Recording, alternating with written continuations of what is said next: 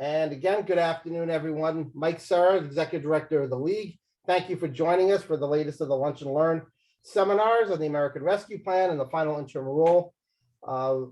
Again, you can ask, post questions in the chat box. Paul Penna, the League's Senior Legislative Analyst, will be monitoring the chat box and is hosting the meeting. So can handle Q&A that way. Good afternoon, Paul. Let's get right to the program. It's my pleasure to introduce a good friend and a great resource. Many of you probably don't know Mike Gleason, but Mike Gleason is the Legislative Director for Finance, Administration, and Intergovernment Relations for the National League of Cities, which is our affiliate organization in Washington. Been a great partner to the League, especially the last 2 years as we've navigated some, let's say, uncharted territory. The NLC has been a great resource to you. And I know Mike, haven't seen you in a couple of years, Mike. You were my tour guide at the Fly-In a couple of years ago, I believe. And admire how you knew that complex like the back of your hand and got us to all those meetings on time. So, and Mike is a great representative for municipal interest in DC, and a great asset to the National League. So I'm going to pass the ball.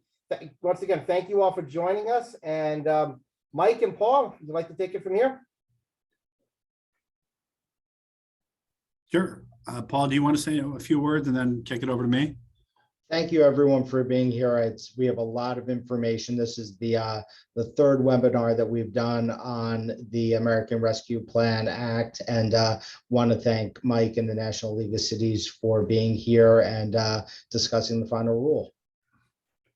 Well, thank you, Mike. Whenever you're ready, I'll share my screen and we can get to the slide deck. Let's do it.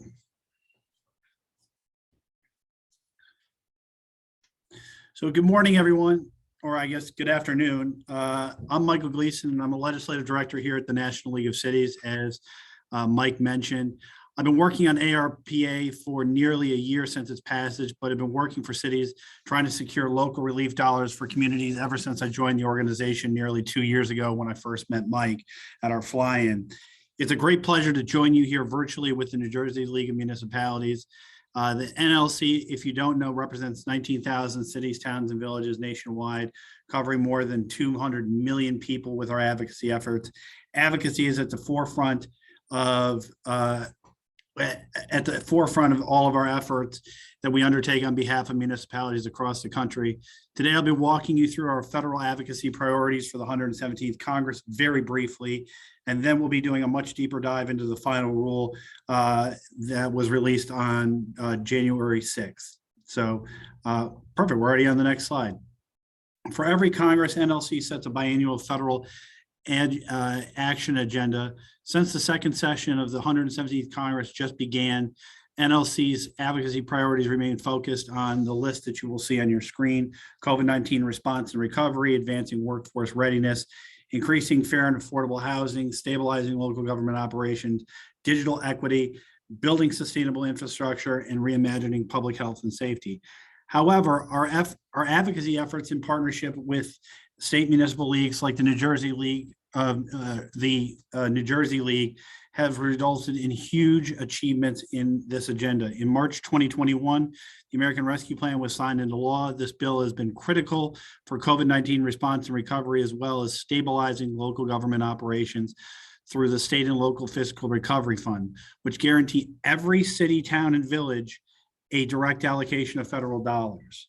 Then in November, the bipartisan infrastructure law, also referred to as IIJA, passed. This law will enable cities to build sustainable infrastructure in their communities. Both bills offered resources to cities to help pursue digital equity by providing broadband services to underserved communities. Despite these achievements, there is more work to do. Our team here at the National League of Cities continues to work with federal agencies to make sure that the programs passed by these bills realize their groundbreaking potential for American cities. On the advocacy side, NLC continues to support provisions in the Build Back Better Act, we'll see where that goes, to invest in workforce development and affordable housing.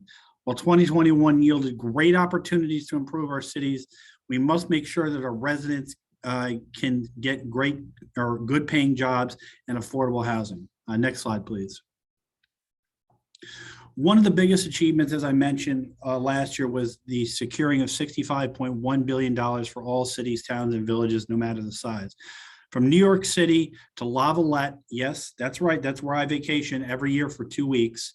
Our local government is, every local government is eligible for a grant under the state and local fiscal recovery fund. And these grants are non-competitive. Every municipality is entitled. These achievements are only possible by the work through the New Jersey League of Municipalities and local officials like you. Next slide. So let's take a step back and talk about the COVID recovery package for a minute.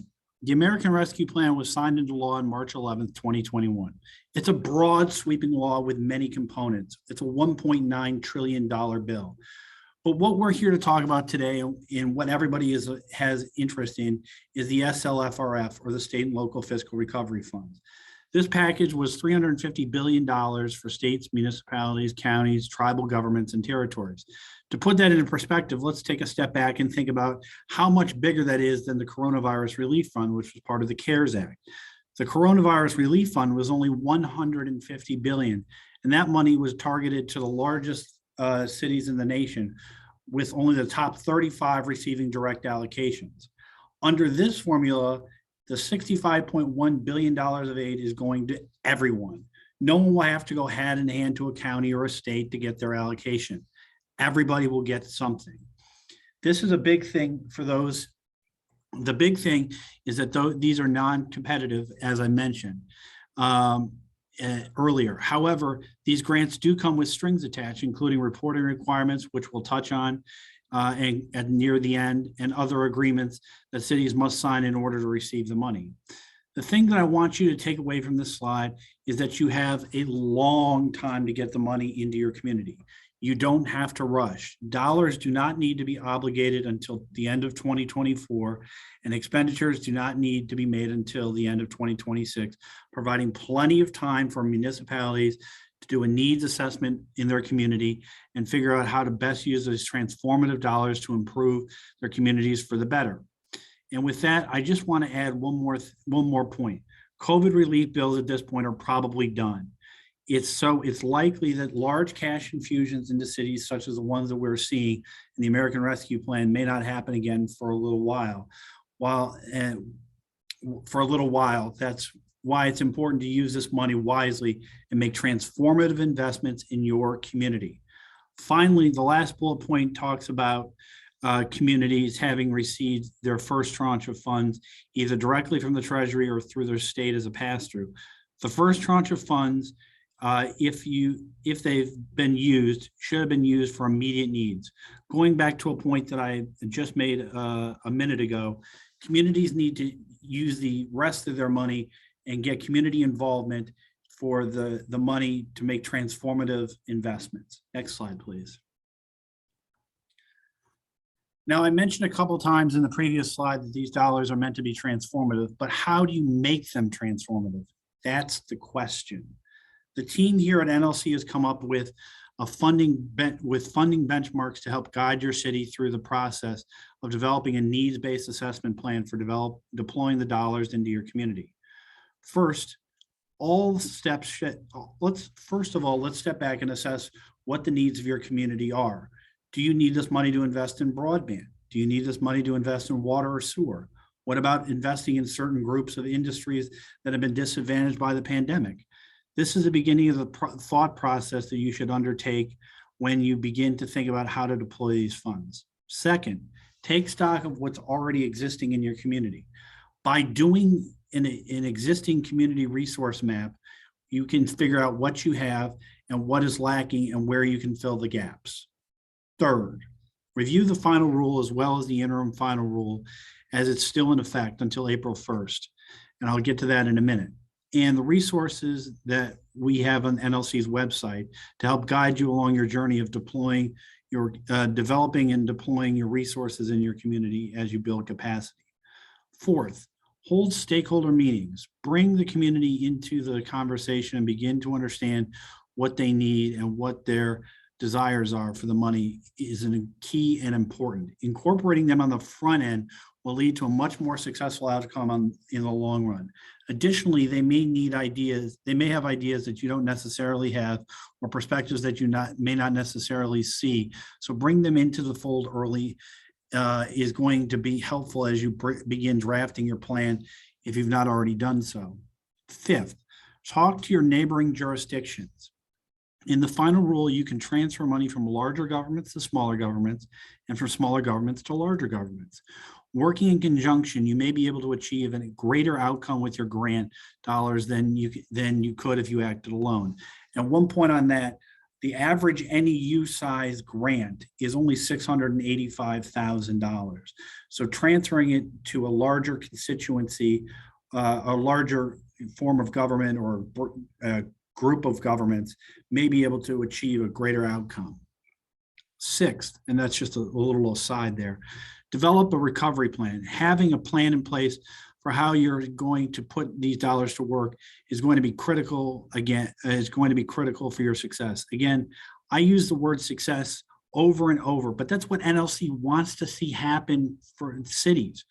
We want you to be successful, and we want these dollars to make transformative investments that build better lives for the people in your communities. Seventh, put the plan into the community and get feedback. As important it is to get feedback on the front end, it's just equally as important to get feedback on the back end and make sure that the plan meets the local needs of the community. Eighth, put the plan into place and begin tracking expenditures. Now, I know this sounds like common sense, but you're going to need to have good records of expenditures for reporting purposes for the Treasury Department.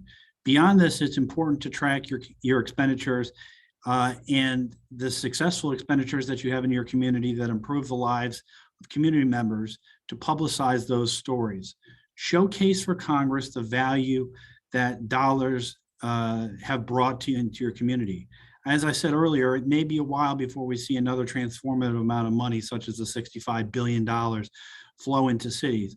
But with the help of telling stories of successful expenditures that make positive differences, municipalities may be able to convince Congress that local governments are responsible investment partners. And I'll make one more aside on that point.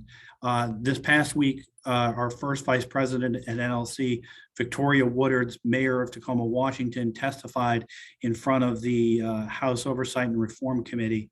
And it was all about using these dollars responsibly. And I think we did a great job of telling local stories and how the local communities are using them. And my final point on this slide is don't be afraid to reassess, amend, or change course as needed. We all have unforeseen setbacks. Things may not work out. And things may not go the way as planned. Thus, it's important for municipalities to constantly be reassessing and reevaluating the proposals they've put forward to make sure they're getting the most bang for their buck. Next slide, please.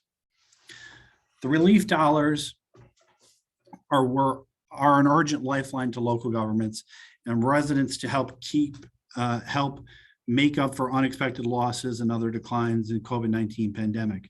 In recognition of the fact that thousands of local governments continue to operate at some level of reduced capacity, the final rule has significantly expanded to cover both activities that grantees can do and provide significant new direction and examples of how to do it. In that sense, the final rule goes beyond the typical government speak to be more useful to experienced practitioners and those who are new to federal grant management. Many expenditures that were implied by the interim final rule are now fully spelled out in the final rule, including expenditures oriented towards long-term recovery efforts, such as facilities and services for childcare and early learning, violence intervention and deterrence activities, job training, and workforce support for the financial services for unbanked and underbanked residents. All these are great things in NLC. And in NLC, we are glad to see that the Treasury Department expanded the eligible uses to make them more friendly to residents and communities, as well as to local governments to use these dollars. Next slide, please.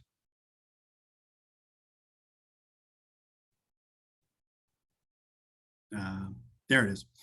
The final rule takes effect on April 1st, 2022, and until this time, the interim final rule remains in effect. However, grantees have been permitted flexibilities and protections during the transition. For one, local governments do not need to wait until April to take advantage of the rule changes and expanded eligibilities. This is one of the great things that the flexibility that the final rule provides to local governments. We applaud the Treasury for allowing local governments to begin using funds in accordance with the final rule even before the final rule goes into effect. Secondly, local governments will not be penalized with enforcement actions for expenditures made before April 1st, 2022 that are consistent with the interim final rule, but that may be subject to greater limitations or restrictions by the final rule.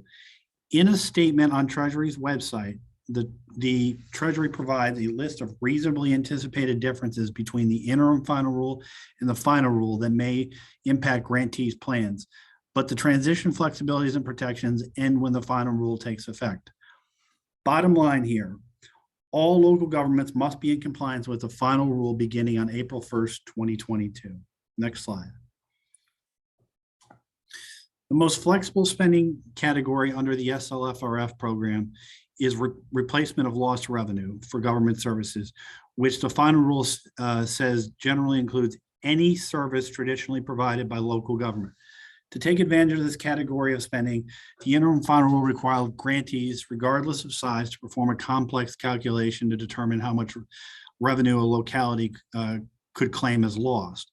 The final rule presents a significantly simpler option by permitting local governments to choose a standard allowance of lost revenue of up to $10 million for the lifetime of their grant. Local governments may continue to use the amount provided under the calculation, but for those that select the standard allowance, they may use up to $10 million for government services with streamlined reporting requirements compared to those who choose to stay with the calculated amount. In practice, almost no non-entitlement unit of local government received a grant larger than $10 million under the SLFRF program. According to the data that NLC pulled, it was only 163 non-entitlement units had grants larger than $10 million. And as you can see, there are 26,000 NEUs nationally that have grants smaller than $10 million. So in effect, the rule excuses almost all local governments with fewer than 50,000 residents who receive their grants through their state from requirements associated with the calculation of lost revenue, if they choose, and instead allow these smaller cities and towns to claim the standard allowance. I want to take a minute to talk more about this practical usage or particular usage. Not only did the Treasury Department provide a standard allowance for lost revenue over the period of performance that is available to all local governments, but they've set a bar extremely high in terms of the threshold at which the dollar amount is eligible. Now, I know some of you in the audience are wondering, Mike, what do I have to prove in order to take advantage of the lost revenue with the standard allowance?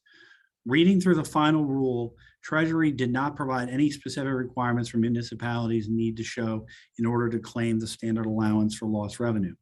Unlike the lost revenue calculation in the interim final rule, which is still an option should local governments choose to use it, local governments can take this money and put it into government services, which, as I said above, is broadly defined.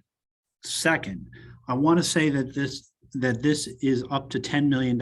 Now, if a local government received $8 million, for example, in their SLFRF allocation, they cannot claim $10 million in lost revenue. They can only claim up to $8 million or the size of their grant. Finally, and I want to reiterate a point that's come up a couple of times from local governments and to NLC, even if a local government did not have a loss, you can still elect the lost revenue standard allowance and use the money for government services. Next slide, please. Now, in this slide, I want to briefly turn your attention to the allowable uses of lost revenue category. You can, as you can see, this is not a complete or exhaustive list of uses, but it does lay out some uses that can be taken with the money if a local government chooses to use the lost revenue category. One that I'd like to point out and highlight is road building and maintenance and other PAYGO funded infrastructure. PAYGO funded infrastructure refers to the practice of funding capital projects with cash on hand from taxes, fees, grants, or other sources rather than borrowed sums. And that's a key point in the final rule and something you need to keep in mind. Again, this is an inexhaustive list of potential uses that governments can use under the lost revenue category, but it does help illustrate the point of the flexibility and the broadness of this category. Next slide. There are a few restrictions on the lost revenue category, and those are outlined in this slide. Extraordinary contributions to pension funds are prohibited use. Servicing of debt or replenishing of financial reserves such as rainy day funds is also prohibited. And finally, satisfaction of settlements and legal judgments are prohibited uses of the funds under the lost revenue category. So taking a step back, you can see that there are very few restrictions on how the funds can be used and many uses that are enumerated and unenumerated in the previous slide on how local governments can use the dollars to make transformative changes in their community. Next slide, please. The final rule removes limitations imposed by the interim final rule on the type of local revenue sources that can be included in the calculation of lost revenue. If, as you start figuring out your lost revenue calculation, whether you take the standard lost revenue or if you go for the calculation itself. The interim final rule used a census definition of what government revenue should be, and this made an error in the eyes of NLC about the appropriate inclusion of different types of revenue streams that should be included in local government budgets. The interim final rule specifically excluded municipally owned utilities revenues from the calculation of general revenue.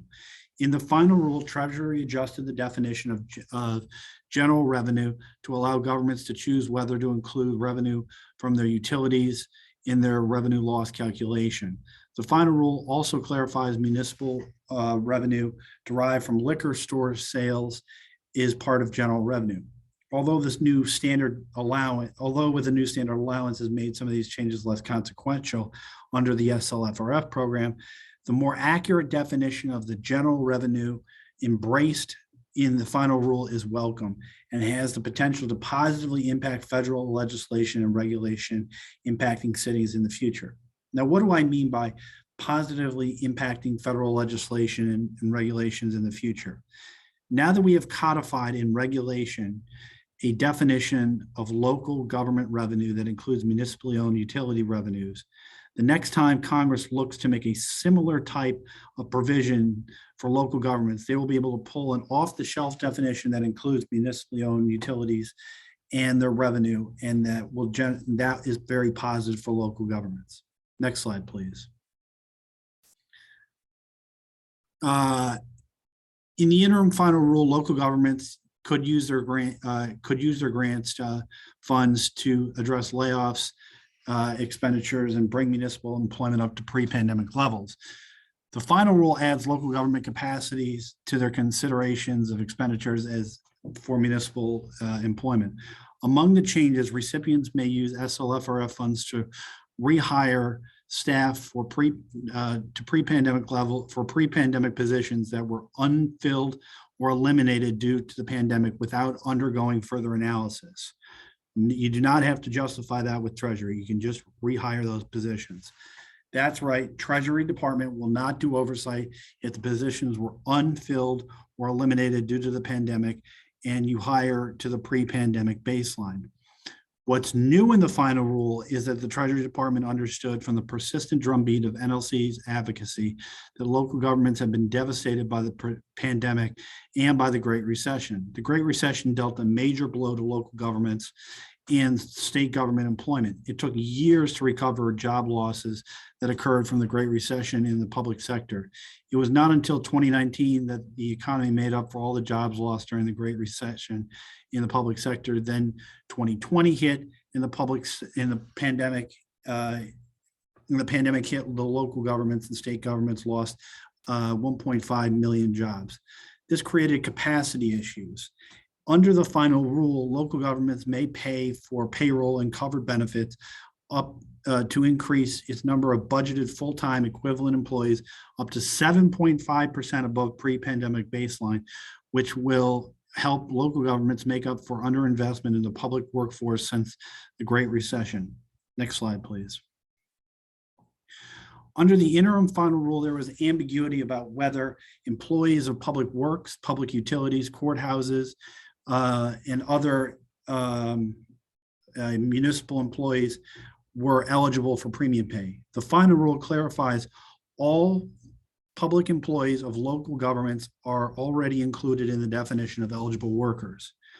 Non-public employees can also be eligible for premium pay, and the final rule simplifies requirements on local governments governing these expenditures. The chief executive of the local government may designate these workers as critical in order to receive premium pay. However, non-public workers still must meet other requirements for premium pay. For example, performing essential work. Treasury will defer to the chief executive's discretion in making the designation, and local government does not need to submit for approval for its designation to Treasury. NLC greatly appreciates the latitude the Treasury Department has provided and the clarity the Treasury Department has provided to local governments, both in the public sector and non-public sector, about what employees are eligible. Although local governments can award premium pay to non-hourly or salaried employees as well as part-time employees, the final rule clarifies that elected officials are not eligible for compensation under the premium pay category. Neither are volunteers, such as volunteers in fire departments, for example.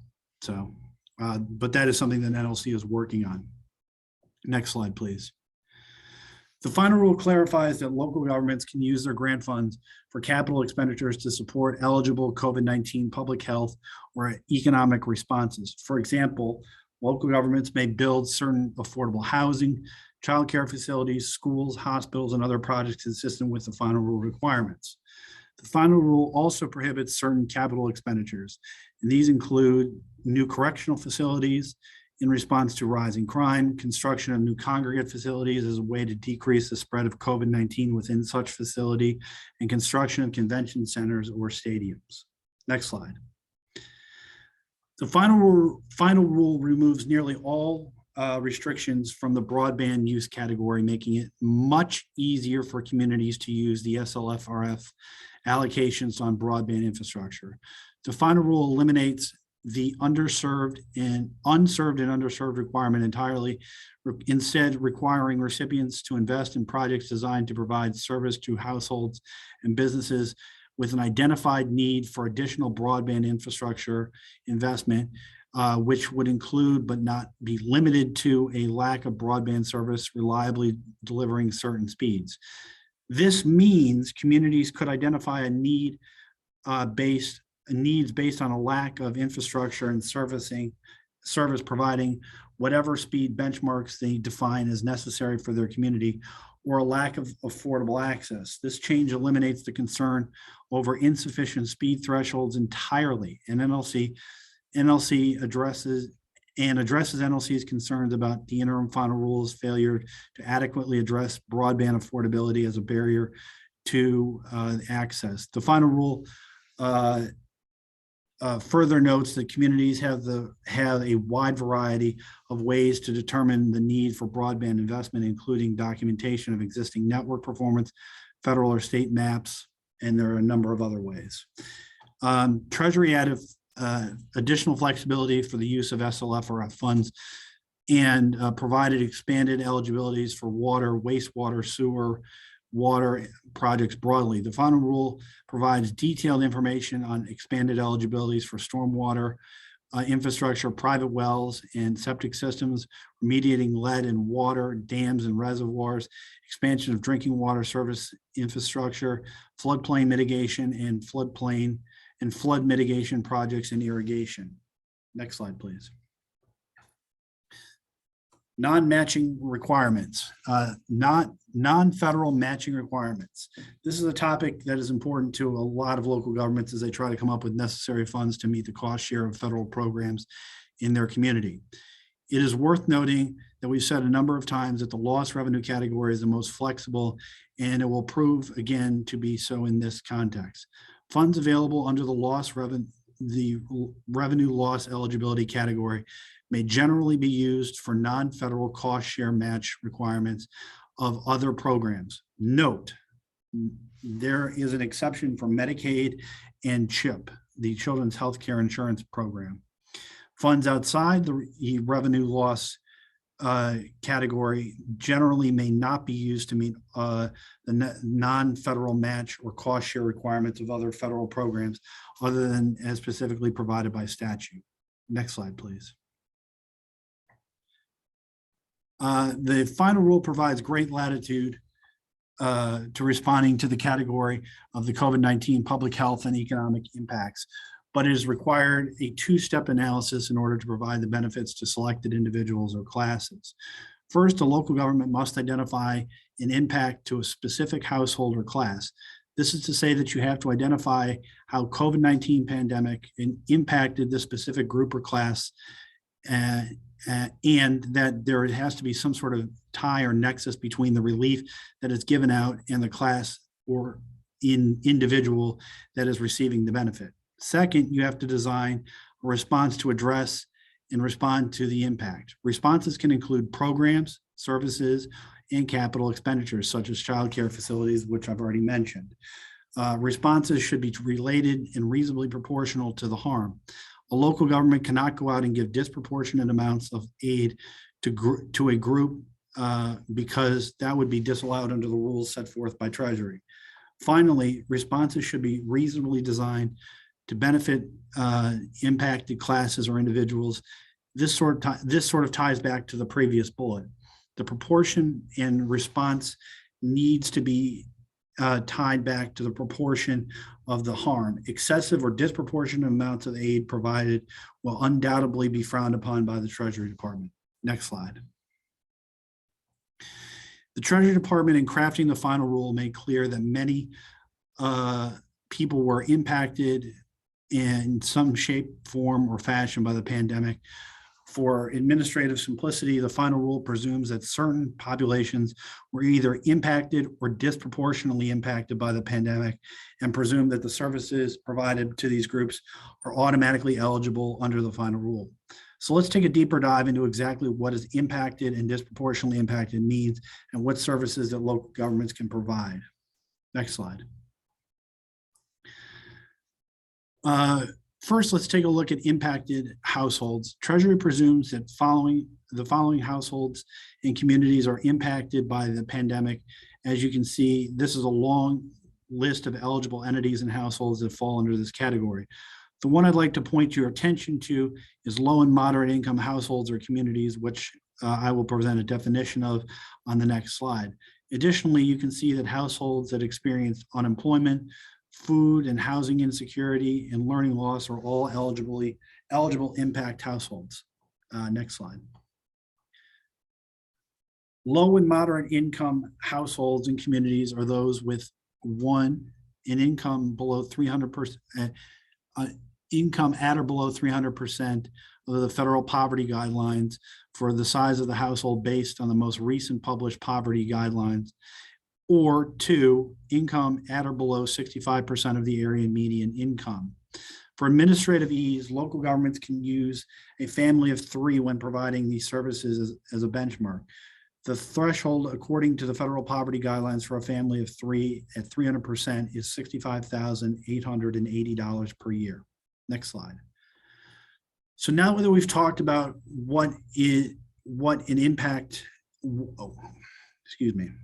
So now that we've talked about what an impacted community is and the thresholds, let's talk about the services that a local government can provide to these households and communities.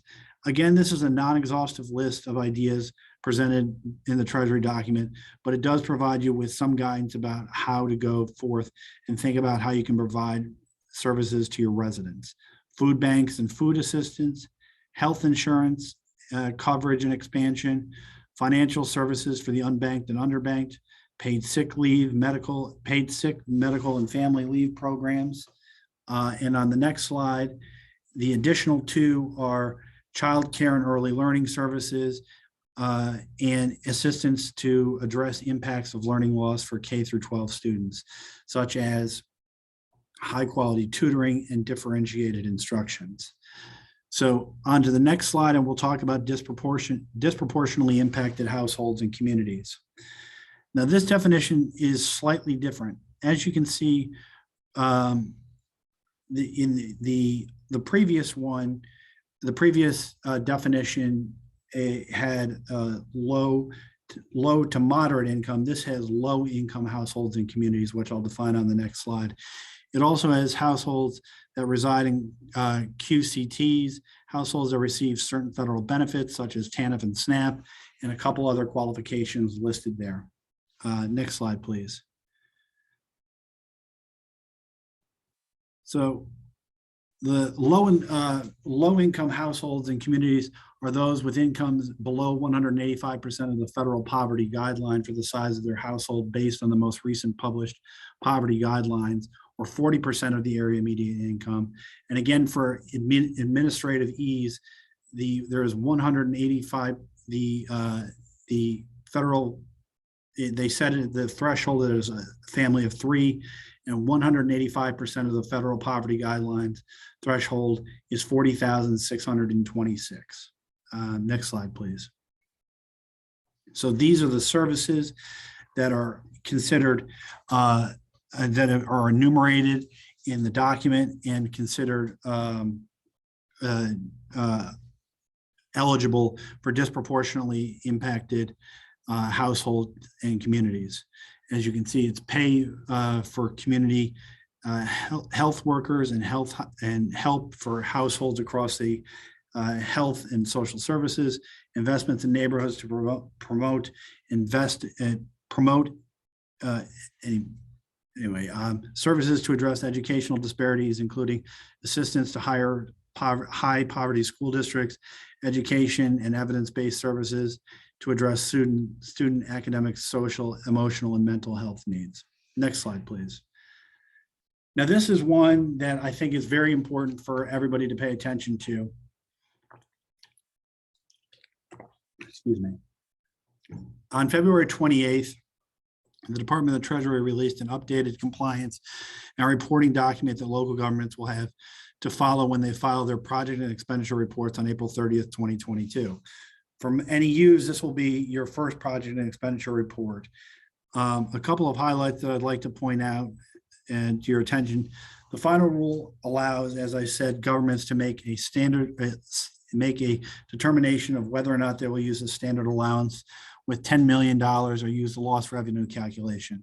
However, on April 30th, the project and expenditure report decision, you need to make that decision on that April 30th report, and it is an irrevocable decision. So start thinking about that now.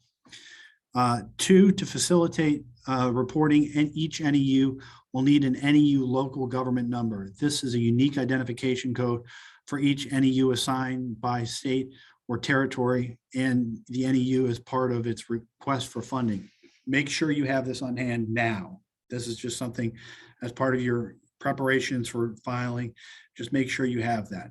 3, local government should note that subrecipients do not include individuals or organizations that received SLF funds as end users. These individuals and organizations will not be subject to the Single Audit Act. And finally, if aid is provided to impacted industries other than tourism and hospitality, a local government must provide a detailed information to Treasury, and it's very detailed on why you provided that information or help to the that industry. Next slide, please. As you can see here, there's a wealth of information on Treasury's website, from the interim final rule to the final rule and to compliance reporting guides. All of this is available for local governments to make use of as they begin to spend their allocations from the SLFRF. If you are a local government and you have questions, please use the email address you see at the bottom of the page, which goes directly to the Treasury inbox to get your questions answered. Also, you can reach out to the New Jersey League of Municipalities, who works in tandem with the National League of Cities, and we can elevate priority questions to Treasury directly. Next slide. And you'll see that we have a host of resources on our website to make your journey and decision-making process easier as you begin to spend your SLFRF money. We have blogs, we have a tracker that where we collect stories of other cities, FAQs, webinar recordings, and so on and so forth. Next slide, please. NLC, as Mike said at the top, is a great organization. It's a partner organization to the New Jersey League. These are some of the services that we provide. And if you have any questions about wanting to become a member, you can reach out to nlc.org/state league. Next slide. Timothy Evans, as you can see, is your representative, and he'll be able to help you if your city, town, or village would like to become a member. And that's it. Last slide. Thank you so much for your time, and I really appreciate being here with you guys today. Great. Thank you so much, Mike. That was a exhaustive and very well done presentation. So thank you for that. I will start off by saying we have about 18 minutes or so for questions and answers. So you can go ahead and put those in the chat feature, and then we'll go through them and ask. And we'll start off with a question that I've gotten a fair amount from municipalities that I believe is permissive, and just want your validation on, Mike, which is, for a lot of municipalities, especially ones defined as NEUs, they are looking at some reporting that they've really never had to do before. So it is permissible. There are businesses that engage in these types of services, and it is a permissible use of ARPA funds to hire someone to help you administer this program. Is that correct? That is correct. It's in the FAQs. I believe it's 10.5. It talks about hiring consultants and legal services or other consulting groups to make sure that this is done and administered in the proper fashion. Great, thank you very much. The first question is from Heidi, and can ARPA funds be used to match a state grant? Can they be used to match a state grant? I believe they can, but I want to double check that. I want to go back and reread that. So let me follow up with you, Paul, and then we can get back to Heidi on that one. Perfect. Thank you very much. And again, from Heidi, for rehiring employees, any guidance on seasonal employees? So Mike, as you know, because you vacation in Lavallette, those lifeguards on the beach and lots of the activities in our shore communities hire seasonal employees. So is there any specific guidance regarding that? That's a great question. If as I said, if the position was unfilled or cut because of the pandemic, you can hire back up to the baseline, but you could also hire back, and that's without any questions asked. The question then becomes, are you hiring new employees above your pre-pandemic baseline? And so let's just take Lavallette, for example. Say they had 10 full-time employees, and then they had some seasonal employees, and those jobs were cut because of the pandemic to make room. I believe that it would be okay for them to hire those people back because those are unfilled or positions that were laid off as a result of the pandemic, if that makes sense. Yes, it does. Thank you very much. The next question is it possible to have a similar session just for NEUs? And this seems geared towards cities with larger populations. Our community has 6,000 residents, and then the message here cuts off. Most of the information here was specifically geared towards NEUs. So I would encourage you, when we post the review of this, that you're able to rewatch it if necessary. Next question from Patricia: what is the link for the report due on April 30th? Let me, I can go ahead and pull that. It's on the Treasury website. If you just Google compliance and reporting, the document will come up, and Okay. you'll be able to get to that. Great. Thank you very much. But you should also have received, as your municipality should have received, a communication from Treasury about this. And if you have not, raise that to the league, and then Paul can raise that to me, because we're collecting these, because there are states around the nation where certain people have not received their emails notifying them about this. So if you're in that situation, please let us know, because we need to know, we need to notify Treasury as soon as possible. Great. Thank you for that, Mike. And for those of you on this webinar, my email is my first initial P, my last name Penna, PENNA @NJLM.org. I think that we have, oh, it looks like we have another message here. Hi, relating to seasonal employees, the dates referenced in the guidance are in January and March. So the baseline doesn't necessarily align with the seasonal peak. Does that matter? Yeah, it does, because the program starts with March of 2021. So like if you lost people in January, then that would, you have to start when the program started, which was March. So anybody lost before then would not count. Okay. Thank you for that, Mike.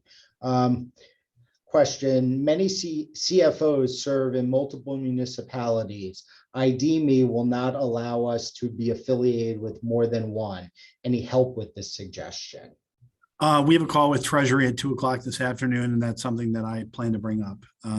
We've heard this from many organizations, whether that is CFOs that work for multiple jurisdictions, or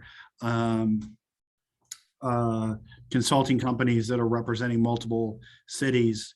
Yeah, that's a huge problem. Great, thank you, Vicky. I will follow up with you when I hear back from Mike on that, and we will post information when we post this webinar and the slide deck. We have a federal page on the league's website where we add information like this. So we will, when we have some clarity, we will go ahead and include that. So it looks like we have caught up with all of the questions in the chat. As I did say at the beginning of this, we will include this webinar and the slide deck on the league's webpage probably by Monday. And for any other questions, don't hesitate to reach out to me at the league, and I will facilitate communication with Mike. And so unless there are any other questions that come in, Mike, I just want to thank you and the League of Cities for your literal tireless advocacy on behalf of municipalities. It's been an exciting time for municipalities, and one not without some anxiety as well, but sessions like this help us in facilitating some of the rules and regulations as they change. And I'll open it up to you for any final comments that you want to make. And I want to thank everyone for joining the League's Lunch and Learn webinar. I I don't. I just really want to say thank you to the League for having me today, and it's been a real pleasure. And I hope to be back on some of these calls later in the future. Sounds great. Thank you, Mike. Oh, thank you very much, everyone. Thank you for participating in today's Lunch and Learn, and have a great rest of your day and great weekend. Thank you very much.